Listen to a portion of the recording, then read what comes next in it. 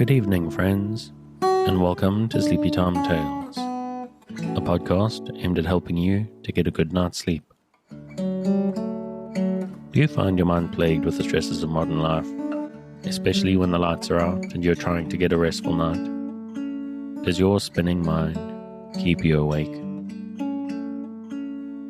Follow my voice down the path towards a good night's rest. Listen to me tell a story that will keep your mind from wandering to your daytime problems, the ones you can't solve right now and will be easier to solve while rested. Listen to my voice and allow yourself to drift, following the twists and turns of the story, but slowly letting go and drifting into sleep. Before we get on with the show, I'd like to take a minute to thank everyone who has been listening to this show since it started back in 2019. The people who have listened and shared and supported the show in many wonderful and kind ways. This podcast is still around, thanks to you.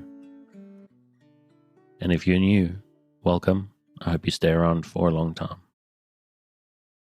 Tonight I'd like to ask a little something a bit different. I'd like you to consider following Sleepy Time Tales on Instagram and Twitter. The @ is @SleepyTimeTales on both of them.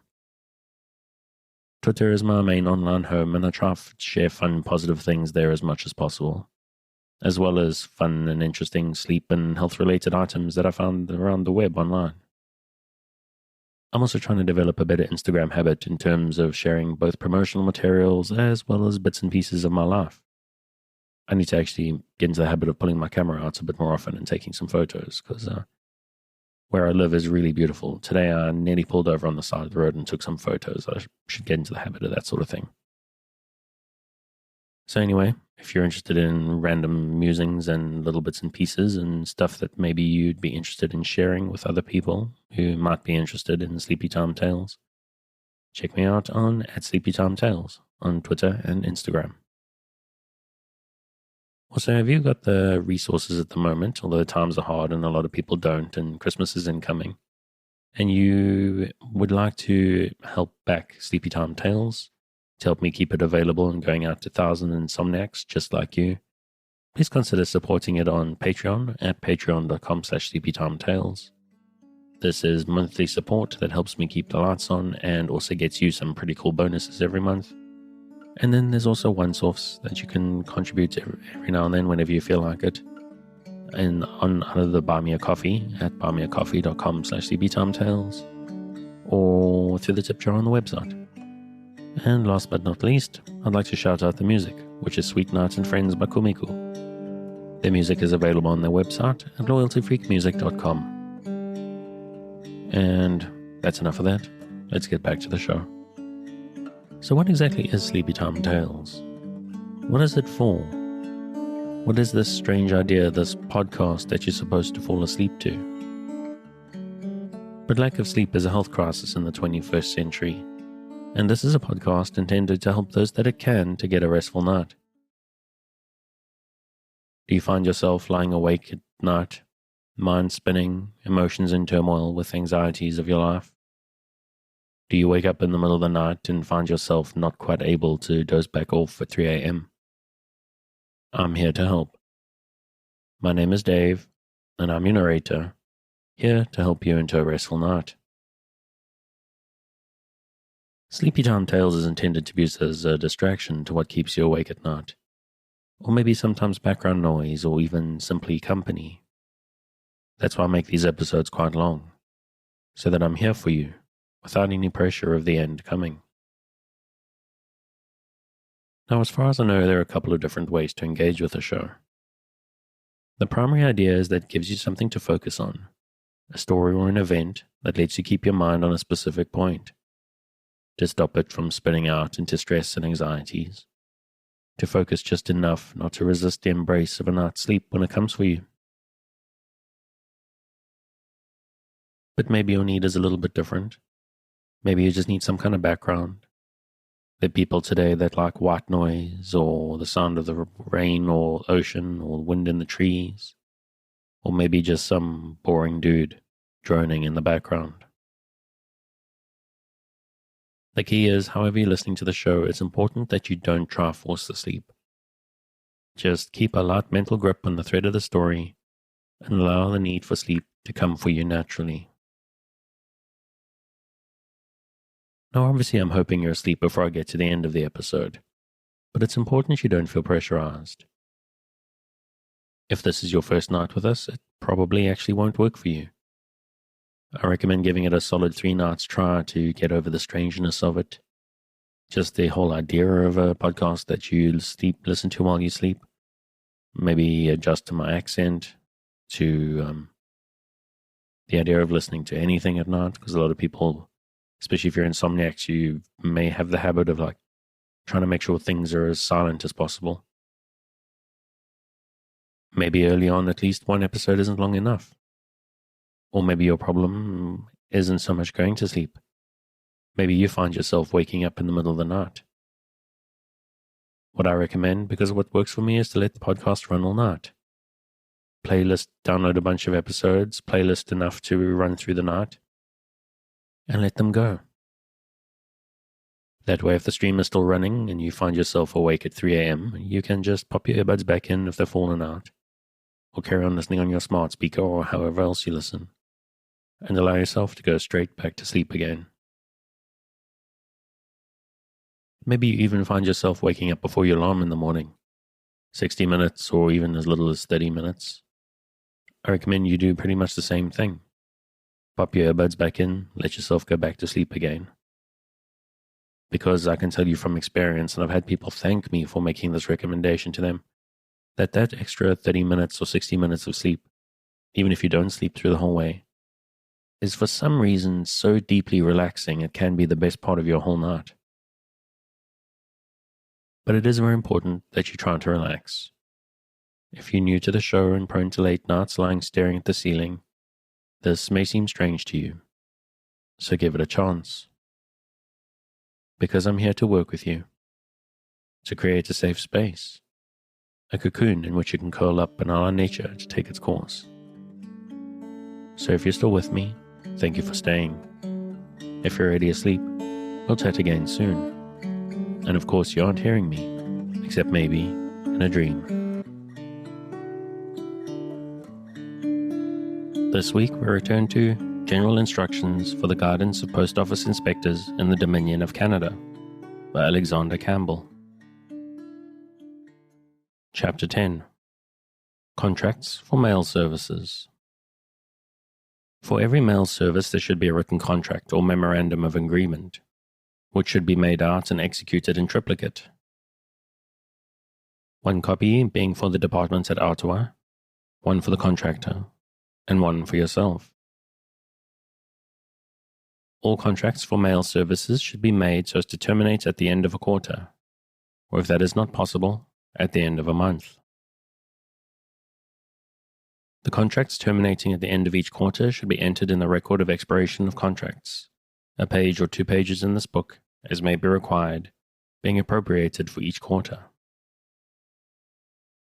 6 months previous to the expiration of the contracts, the usual printed circular should be issued to the postmaster at each of the termini of the several routes, asking whether any improvements can be made in the service. Should any change be desirable, a report should be made thereon to the Postmaster General, at least 1 month previous to the preparation of the notices inviting tenders for a new contract. 4 months before the expiration of each quarter, separate reports should be made to the Postmaster General of all contracts expiring at the end of the next ensuing quarter in which no change of mail service is proposed, of all contracts expiring at the end of the next ensuing quarter in which an alteration is recommended. These reports should be accompanied by the usual notices of advertisement inviting tenders. All advertisements for tenders and all contracts for mail services should be carefully prepared, it being borne in mind that nothing more than what is expressed therein can be legally enforced. The advertisements should be dated a fortnight later than the date of their transmission to the department. There should be at least 6 weeks between the date of the advertisements and the date up to which tenders for the service are receivable, and at least 8 weeks between the day fixed on for the reception of tenders and the date on which they are to take effect. Duplicates of the notices inviting tenders for mail services should be filed in the guard book provided for that purpose. When the notices have received the approval of the Postmaster General, one copy at least should be sent to each office en route to be advertised, to be posted up in a conspicuous place in the office for the public information, and as many copies as may be considered necessary to the office at each terminus. The usual forms of tender should also be supplied to postmasters at those places where these forms of tender will probably be inquired for by any parties proposing for the service. Unless there is any good and sufficient objection, contracts for mail services must be made with parties whose tenders, being the lowest, have been accepted. It should, however, be ascertained that the party proposing to undertake the service is able satisfactorily to perform it, and that the sureties he names are good and sufficient for the penalty of the required bond. In the event of there being any serious objection to entering into a contract with the parties whose tenders have been accepted, full particulars of the objection should at once be reported to the Postmaster General. An application made for the next lowest tender. Full particulars should also be promptly furnished to the Postmaster General of action taken on tenders forwarded to you for acceptance on certain conditions, or in cases where none of the tenders received have been accepted in consequence of the high prices demanded. In dealing with accepted tenders for mail services and in making out the contract therefore, the greatest possible promptness should be observed. Contracts for mail services should be very carefully prepared, and no contract should be forwarded for the signature of the Postmaster General and is correct in all its terms and provisions. The contract should specify all the offices served en route. The contract sent for the Postmaster General's signature must be accompanied by the printed form or letter, in which should be entered appropriately and alphabetically contracts entered into without change of service, contracts for new services. Against each contract should be entered the number and date of the letter under authority of which the contract was made. Against the entry of each new contract it should be clearly stated whether the service is an entirely new one. If not, the names of the contract or contracts which it supersedes should be given. Every contract made upon an accepted tender should, when sent to the department, be accompanied by the tender on which it is based. Chapter 11. Bonds. Bonds must be taken from the following offices: postmasters, assistant postmasters in city offices, money order savings bank and registration clerks in city offices, railway mail clerks, and letter carriers. The amount of penalty of the bond required from postmasters must be governed by the revenue collected, and the amount of business transacted. Care must be taken to use the money order form of bond for all postmasters transacting money order and savings bank business. A postmaster's bond should in all cases be completed before he is placed in charge of the office. The amount of the penalty of the bond required from postmaster and city office is from $1,000 to $1,600. From money order and registration clerks in city offices, from according to amount responsibility, $1,000. From railway mail clerks, $800. From letter carriers, $400. Bonds can be accepted either from the Canada Guarantee Company or from two private parties whose sufficiency for the penalty must be certified by a magistrate. Bonds from the Guarantee Company are preferred. Great care must be taken in the filling up and execution of the bonds. The names in the body of the bond must be spelt in the same way as they are in the signature. In the description of the residence of the parties, the name of the judicial, and not the name of the electoral, county must be inserted. All erasures and corrections should be avoided, but if made, should be initialed by the parties whose signatures as witnesses are attached to the bond. The bond should be sealed. The signature of the principal and the surety should in every case be witnessed by two persons. The witnesses should always sign their names. Marks as substitutes for signatures of witnesses cannot be accepted. If, as sometimes it happens, through the removal of an office, the township mentioned in the new bond as the residence of the postmaster differs from the township in which the office is situated, as shown in the postal guide, a special report of the fact should be made to the Postmaster General. Chapter 12. Railway Mail Service. This is a very important branch of the postal service and will require your constant supervision. A distribution book should be supplied the mail clerks on each road, which should be corrected at least once in each month, or oftener, should circumstances render it necessary. Each mail clerk in your division should be examined frequently with the object of ascertaining if he has a proper knowledge of the distribution and of the changes which have taken place in the distribution on the railway on which he is employed. On every railway route there should be a time bill, which should pass from one end of the line to the other, and in which should be entered the particulars of all bags received and delivered by the mail clerks. You are not authorized to issue passes for traveling in a postal car except to a railway mail clerk actually going on duty. No person excepting railway mail clerks on duty, the conductor of the train in the ordinary course of his duty, and the post office inspectors should be allowed access to the postal cars while en route with the mails. You should make yourself acquainted with the conduct of the railway mail clerks when off as well as on duty, and report to the Postmaster General any railway mail clerk who, to your knowledge, is at any time under the influence of liquor or otherwise misconducting himself. Compensation is made to railway companies for mail service performed in a postal car, at the rate of 6 cents per mile actually travelled on mixed trains, and 8 cents per mile for quick passenger trains. Compensation is also made for the conveyance of bags in charge of the company's servants at a rate of from 2 to 4 cents per mile actually travelled by the trains performing such service.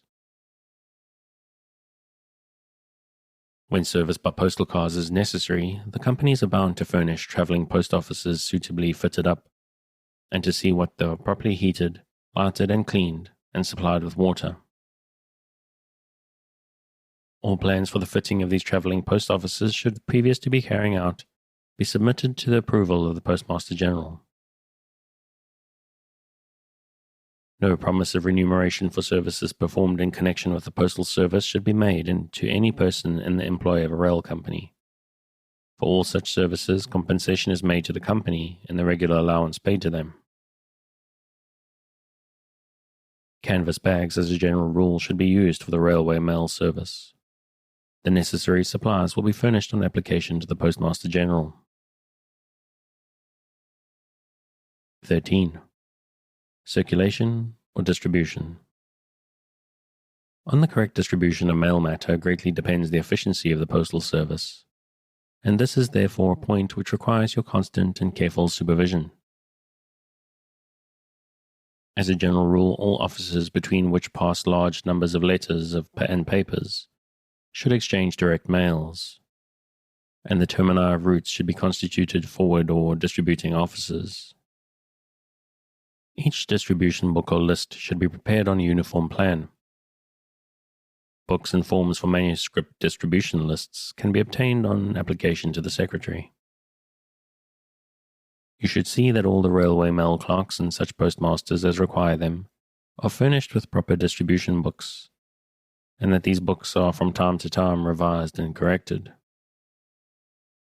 All changes in the distribution in your division should be recorded in a book kept for that purpose, and from this book the necessary corrections in the several distribution lists affected should be made. Changes in the distribution affecting offices and other divisions should be at once communicated to the inspectors for the divisions in which the offices are situated.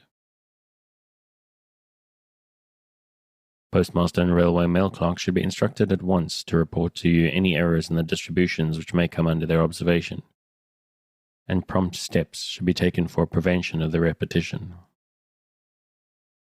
When a mail clerk or postmaster has a large number of letters for any particular office with which he does not exchange direct mails, he should tie them all up in one package, either addressing the package or facing the top and bottom letters outwards. Provision should in all cases be made for the direct transmission of letters and papers between officers on the same route. 14. Traveling. Visit and inspect each money order and savings bank office in your division, and make report thereon to the Postmaster General on the printed forms, as often as occasion serves, but at least once every year. Visit and inspect every other office in your division, as often as circumstances permit. Do not, unless with good and sufficient reason, pass the post office without calling in and inspecting it. Keep before you a memorandum of cases requiring personal investigation, so that in traveling you may be able to attend to as many of these cases as may be in the direction of your journey. In traveling is certain, as far as you are able, if the service on the several routes on which you pass is in every respect satisfactorily performed, and make memoranda in your pocket memorandum book of any irregularities which you may observe, or of any changes which you may think desirable. Note and take down particulars of any locality at which it is likely a post office may be required, so that when applied for, you may be able to report thereon. In visiting a post office, the following points should engage your attention. Is the office provided with a sign, a letterbox, pigeonholes for letters and papers for delivery and dispatch, other necessary things, forms and other necessary equipment? Is it conveniently situated and provided with proper accommodation for the public? Are the postmaster and his assistants duly sworn, and do they understand their duties? Has the postmaster proper stamps and material for postmarking letters, etc., and obliterating the stamps thereon? Are the letter bills properly postmarked and filed? Are the registered letters and mail key kept in a safe place? Are the letters and papers for delivery properly postmarked? Are they all intended for the delivery of the office? Are they sorted into the proper boxes? Are there any which should have been sent to the dead letter office? Are the newspapers for delivery all sorted in their proper pigeonholes? Are all letters and papers posted for dispatch as well as for delivery at the post office properly prepaid by stamp? Are the entries in the book of mails sent and received, and the registered letter books properly made? Are the instructions and circulars received from the department properly filed? Are the notices sent for exhibition to the public properly posted? Is there a notice posted in the lobby indicating the office hours and the times at which mails are closed and received? Is the postmaster supplied with postage stamps sufficient to meet the requirements of the public? Are the mails regularly received and dispatched, and the provisions of the contracts under which the office is supplied properly carried out? In the event of the office being a money order office, ascertain if the entries in all books are properly made, whether the cash book at offices where a cash book is kept up to date, and whether the date of the deposit receipts agree with the date on which the credits are taken therefore, whether the postmaster has in hand the balance due on money order account, whether all the numbers of the money orders taken from the order book are properly accounted for. You should take every opportunity of ascertaining and noting down the character and standing of the several parties employed in the postal service. The information thus obtained may be of value. You should also take every opportunity of collecting accurate information in regard to the settlement of the country, the position of post offices, roads and distances, and with this object you should carry a map of the section of the country through which you pass, and mark thereon as much as you can of the above information. 15. Cases of loss or abstraction. All cases of alleged loss of mails or letters or of abstraction of money or articles of value from letters should be promptly and thoroughly investigated. The circumstances attending those cases is so various that it is difficult to lay down any specific rule as to the mode in which the investigation should be conducted. This must be left to the judgment of the inspector. The following course, however, may be taken in ordinary cases. The printed form of questions should be filled up by the applicant in each case. The applicant cannot supply all the particulars required, as they should be obtained from such parties as may be able to furnish them. A tracer should be filled up and sent to the office at which the letter was posted. The particulars of the cases should at once be entered into the book for the record of applications for lost letters. The papers connected with each case should be enclosed in a printed missing letter envelope. This should be docketed, the date on which and the name of the office to which the tracer was dispatched entered thereon, and placed in a pigeonhole appropriated to missing letter cases awaiting answers. The prompt return of the tracer must in all cases be insisted on. On no account should its unnecessary detention at any office be permitted.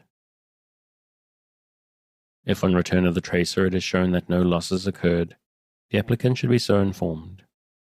A memorandum to that effect written on the envelope in which the papers are enclosed, the papers put away among cases of application for letters which have been found, and the entry of the case in the record of applications for lost letters scored out with a blue pencil. If it is found that a loss has actually taken place, the names of all the offices through which the letter passed, or should have passed, should be carefully recorded in the book of record of applications for missing letters. These offices should then be carefully indexed, and a minute examination made with the object of ascertaining whether any of the offices through which the letter passed, or should have passed, appears with unusual frequency in other cases of loss, and whether in such an event there is any reason, either from the resemblance in the character of the losses, or the circumstances attending them, to suspect that the losses may be attributable to the same office. In the event of frequency of loss at a city post office, it should be ascertained through whose hands the missing letter would pass, and an endeavor should be made in this way to concentrate several losses on the guilty party. It is a well-established fact that a person who has once committed theft will continue to steal, and a concentration of cases of loss, in the manner pointed out, will certainly afford a clue to his detection. Commencing each month, number each office consecutively, as it appears in the record of cases of loss or abstraction. This will show, first, the number of cases which have occurred at any particular office during the month, and second, in each case the relative number of cases affecting each of the offices through which any lost letter, or letter from which an abstraction has been effected, has or should be passed. It should be borne in mind that losses or abstractions may have occurred previous to the posting of the letters, or after their delivery, and that the occurrence of two or more cases applicable to the same party posting or receiving letters is sufficient, at any rate, to awaken suspicion that the loss may not have taken place in the transit of the letters through the post office. In cases of abstraction, it is very important that both the cover and the letter from which the alleged abstraction has taken place should be obtained. A very careful and minute examination thereof will, in many cases, enable the inspector to determine whether any abstraction has really occurred, or if it has occurred, to narrow the suspicion down to the office where it has actually been committed. Examine the flap of the letter, if necessary, by means of a magnifying glass, and ascertain if it shows the least sign of having been opened and refastened, either by slight tears in the paper, marks of dirt or moisture, or the application of additional mucilage. Weigh the letter with its alleged contents and see if the weight corresponds with the amount of postage paid on the letter. Carefully examine the postmarks. If the impressions or indentations are penetrated from the cover to the letter inside, ascertain whether there has been any change in the position of the letter in the envelope between the time it received the postmark of one office and the time it received the postmark of another office. This will sometimes enable you to determine at which office the abstraction was effected. Ascertain if any of the postmarks have penetrated through the envelope from one side of the letter to the other. In such a case, you may be able to determine whether at the time the letter was stamped at any particular office, it actually contained an enclosure. Cases of alleged abstraction have been brought into light in which it has been proved that paper has been enclosed in letters by the senders, instead of the money purported to have been remitted. The proof consisted of the impressions of the postmarks placed on the letter at the office, at which posted having gone through the envelope onto the papers enclosed. It is of course important to ascertain whether the stamps were placed on the letter at the time it was posted. Cases of alleged theft have also been brought to light by the writing on the envelope being in a different hand to the writing in the letter enclosed, by the date of the letter not corresponding with the date of the postmark of the office at which mailed, and by the dates of the postmarks on the letter showing it had been subjected to some unusual delay. All these points should therefore be closely looked into. In all cases, it would be desirable to ascertain at what point the best opportunity for the alleged theft would have been afforded. The evidence in each case of inquiry should be carefully taken down in writing, and every circumstance, however trifling, which may in the slightest degree bear on the case noted. It is frequently by a collection of apparently unimportant facts that important results are arrived at. Care should be taken in every case to avoid the formation of any opinion until all the facts which it is possible to obtain in regard to it are collected together. It is only from these facts, and from the character and antecedents of the parties who may have been concerned in the loss, and not from some suspicion unsupported by facts, that conclusions can with any safety be drawn. All serious cases of loss or abstraction should be at once specially reported to the Postmaster General, and the most prompt action taken thereon. In cases of ascertained loss or abstraction, the inspector for each division through which the letter passed should be furnished with full particulars thereof. When there is no moral doubt of guilt, it is desirable that the party suspected should be at once suspended from his duties. It is not advisable, however, to take criminal proceedings in cases of theft, unless there is a probability of such evidence being obtained as will secure a conviction of the guilty party. 16. Arrears and outstanding accounts. All outstanding accounts and arrears due from postmasters and ex-postmasters must be entered in the book provided for that purpose. This book should be divided into 3 parts. 1. For entry of arrears due from postmasters in office. 2. For entry of arrears due from ex-postmasters. And 3. For entry of names of officers which have failed to render their accounts. Prompt steps must be taken to obtain these outstanding accounts and arrears. Application should first be made to the postmaster or ex-postmaster to send them in. If he fails to do this within a reasonable time, say 2 weeks, a letter should be addressed to each of his sureties. If this produces no good result, a second application should be made to the sureties informing them that if by a certain day, say in 2 weeks' time, the accounts and arrears are not forwarded, the matter will be reported to the Postmaster General, who will probably order legal proceedings to be taken against them. If, after the expiration of the time given, the accounts and arrears are not paid, this result should be specially reported to the Postmaster General. In such case, it would be desirable to ascertain and report to the Postmaster General whether the postmaster and his sureties are good and sufficient for the amount of the arrears due. When the accounts and arrears are sent in, the entry in the arrears books should be raised in blue pencil. On no account should outstanding accounts and arrears be overlooked and neglected. In some cases, when the amounts involved are large, a personal visit may be necessary. 17. Conclusion. It is very important that each inspector should make himself thoroughly conversant with the foregoing regulations, and it will be the duty of the Chief Inspector, when visiting the several divisions, to ascertain whether these regulations are properly observed, and to report to the Postmaster General such deviations as may come under his notice. Alexander Campbell, Postmaster General, Ottawa, 1st of August, 1879. And we've come up rather short on this episode, so I'm going to move on to something new in a very similar vein. A General Plan for Mail Communication by Steam Between Great Britain and the Eastern and Western Parts of the World by James MacQueen.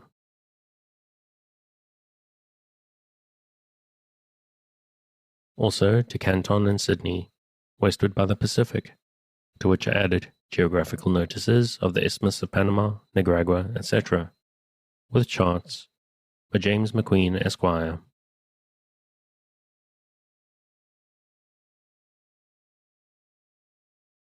London, B. Fellows, Ludgate Street, 1838. Startling as the subject of connecting China and New South Wales with Great Britain through the West Indies may at first appear, both as regards time and expense, still few things are more practicable. The labor and expense of crossing the Isthmus of America, either by Panama or by Lake Nicaragua, by land conveyance, is trifling. With 8 steamboats, only 4 additional to the number already in the West Indies, added to the present sailing packet establishment, the whole plan for the Western world, extending it westward to China and New South Wales, can in the meantime, as the following pages will show you, be put into execution to the fullest extent, with a very great saving in time and with very great regularity. A water communication, moreover, will, I feel convinced, and at no distant day, be carried through the American Isthmus, say by Lake Nicaragua, when the sailing packets for the Pacific may run direct between Jamaica and Sydney, New South Wales, and Canton, China. In the estimate for the cost of steamboats to employed in the service proposed, I have been chiefly guided by, and adhere to, the statement made by that able and practical engineer, Mr. Napier of Glasgow, in his evidence to the Post Office Commissioners in 1836, that steamboats of 240 horsepower and 620 tons burthen could be furnished at from £24,000 to £25,000. At this rate, the total yearly cost of mail communications by the aid of steam, to every quarter which has been adverted to in the subsequent pages, will be as stated in the following brief summary. Reference number 1 shows the expenditure, keeping the Red Sea route confined to India only, and extending the communication to China and Sydney by the Pacific, from Panama or Alejo. Number 2, the expense confining the communication by the Cape of Good Hope to India only, and extending the communication to Canton, etc. across the Pacific as before. Number 3 shows the expenditure for the Western world, the work performed by steam in the West Indies, and steam from Falmouth to Fayal, with sailing packets for the remainder of the work, and the whole expense by extending sailing packets to China and Sydney westward across the Pacific, but limiting the communication by the Red Sea to India only. Lastly, number 4 shows the expenditure of the communications made in a similar way to number 3, limiting the conveyance by the Cape of Good Hope to India only. See also Appendix number 2, page 128. Number 1, Western World, £279,250. East Indies, etc., £128,850. Pacific, £63,000. Total, £471,100. Number 2, Western World, £279,250. East Indies, etc., £187,978. Pacific, £63,000.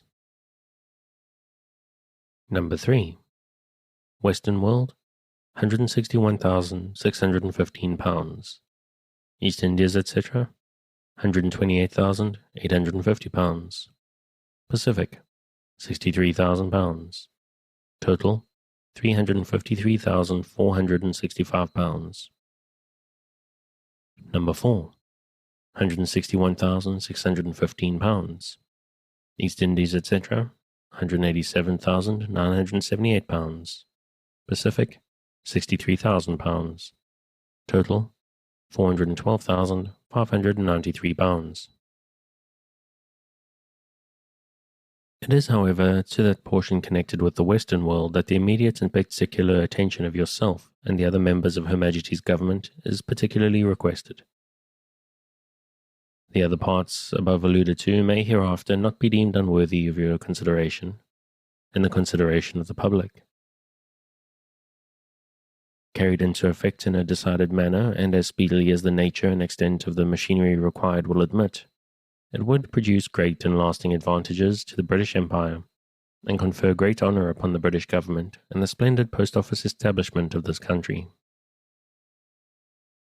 Permit me to observe that the speedy conveyance of mails outwards to any place is but a minor point gained, unless the returns are made regular and equally rapid, and so combined that while every place possible can be embraced in the line, no place shall obtain any undue advantage over any other.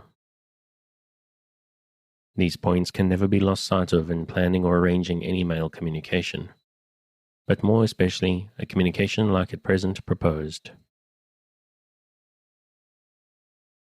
No narrow or parsimonious views on the part of this great country ought to throw aside the plan particularly alluded to, or leave it to be taken up and split into divisions by parties, perhaps foreigners, who will then not only command the channels of British intelligence, but be enabled to demand what price they please for carrying a large and important portion of the commercial correspondence of this country. The public, moreover, can only repose implicit confidence in a mail conveyance under the direction and the responsibility of government.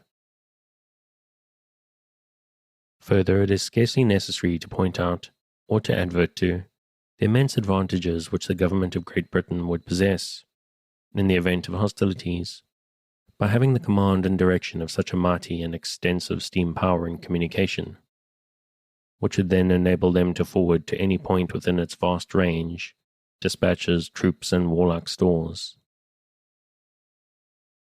From Falmouth, letters might be at Sydney, New South Wales in 75, and at Canton, China in 78 days.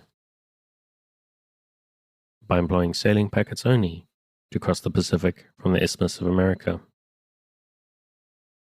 Letters from Falmouth by way of Barbados, Jamaica, and Chagres would be at Lima in 35 days. To give greater security to the mails and comforts and accommodation to passengers, etc., a class of sailing vessels rather larger than the generality of those at present employed in the West Indies ought to be engaged, and for this purpose a larger sum annually must be allowed to defray the expense. Some of those at present employed, such as the Cherub, may do, but sloops are too small for the service. It is only within these few months that our mail communication, and that very uncertain and irregular, has been commenced with the British Empire in Hindustan, containing 100 million of people. With the rapidly rising colonies in British America, containing 1,700,000 enterprising inhabitants, there is still but one ill-regulated mail conveyance, by a sailing packet, each month. Such a state of things is neither creditable nor safe to a country like Great Britain. The population of these colonies must be left far behind their neighbors in the United States in all commercial intelligence, and the interests of the former must consequently suffer greatly. The steamboats to be employed in the service contemplated, although of the high power mentioned, need not be of the same tonnage as vessels of an equal power which are built for the sole purpose of carrying goods. Consequently, a considerable expense in building the former will be saved. Mails never can be carried either with regularity or certainty in vessels, the chief object and dependence of which is to carry merchandise. The time which such vessels would require to procure, take in, and discharge cargoes would render punctuality and regularity, two things indispensably necessary in all mail communications, quite impracticable. Any attempt to resort to such a system, more especially in a quarter where steamers would have so many places to call at these will have in the West Indies, would throw everything into inextricable confusion.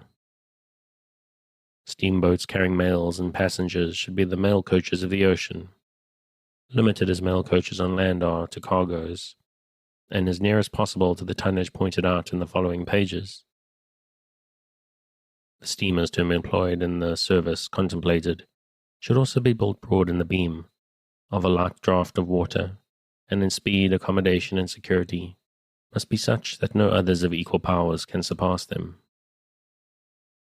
The liberality of Mr. John Arrowsmith, so well known for his geographical knowledge and geographical accuracy, has enabled me, without the labor of constructing it, to present to you and to the public the chart of the world, between 70 degrees north latitude and 60 degrees south latitude, on Mercator's projection, which accompanies the present sheets.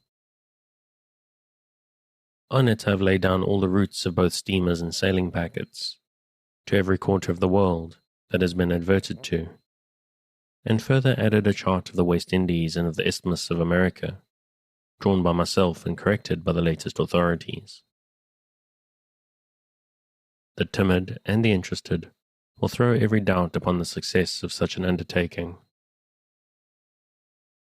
What is going on in the world is the best answer to doubts and fears on this subject. What takes place in other quarters will take place in the quarters alluded to, namely, success where failure was anticipated. In a vast undertaking like the plan proposed, the interests of the government and the general interests of the public must be specially kept in view, and particularly attended to. By attending closely to these interests, the government will find that it is best and most effectually consults the interests of individuals, places, and communities. No partial or local interest or opposition, as may as in this, as in most other concerns appear, ought to be listened to. Any such opposition can only proceed from prejudice or ignorance or self-interest, and a little experience will satisfy the public, and convince even such opposition that the fact is so, and moreover, that in the arrangements proposed, no interest in any quarter has been neglected. I have the honour to be, Sir, your most obedient, humble servant, James MacQueen. London, 14th of February, 1838.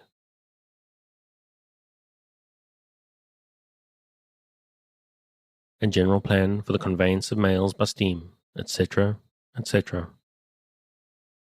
Introduction. The conveyance of mails and dispatches from one place to another is of the utmost possible importance to individuals and to a country.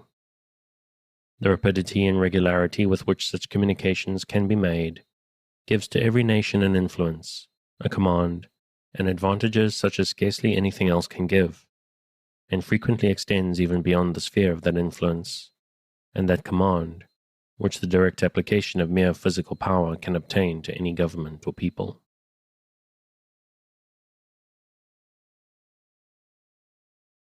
Much as Great Britain has already done in this respect to connect and to communicate with the very extensive, valuable, and important foreign dependencies, still much more remains to be done to give her those advantages and that influence and that command which she might have, which she ought to have, which all her great interests require she should have, and which the power of steam, together with the late great improvements in machinery, can and ought, in a special manner, to secure unto her, her commerce, her power, and her people. In no quarters of the world could the application of the power and the improvements alluded to prove so advantageous to the commercial and the political interests of Great Britain as in the East Indies, in the West Indies, and in those places connected with these quarters, and also in all these countries and places which afford the safest and the speediest means of connecting the chain closely, which tends to enable her to communicate more frequently, more rapidly, and more regularly with those places, and at the same time all these quarters and her own possessions with the parent state.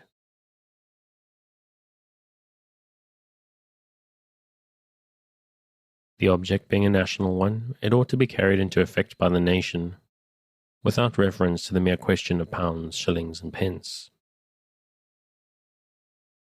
That is, whether it is to become directly remunerating concern or not.